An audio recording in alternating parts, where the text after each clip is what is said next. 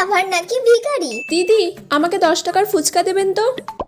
কাকি, আমাকেও 10 টাকার ফুচকা দেবেন। কিন্তু আমার কাছে তো 10 টাকারই ফুচকা পড়ে আছে।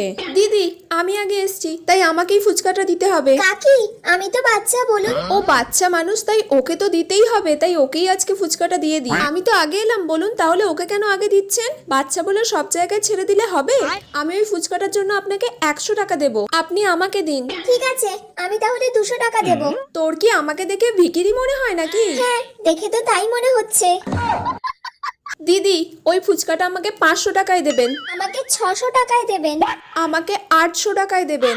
আমাকে 900 টাকায় দেবেন। আমাকে 1000 টাকায় দেবেন। ঠিক আছে, ওকেই দিয়ে দিন। আমার আর ওই ফুচকা আজকে লাগবে না। ফুচকা তো আজকে আমি নিয়েই যাব। এই নিন, ধরুন 1000 টাকা। বড় আইসে ফুচকা নিতে। কিরে মিষ্টি, এই নে ধর তোর 500 টাকা কমিশন।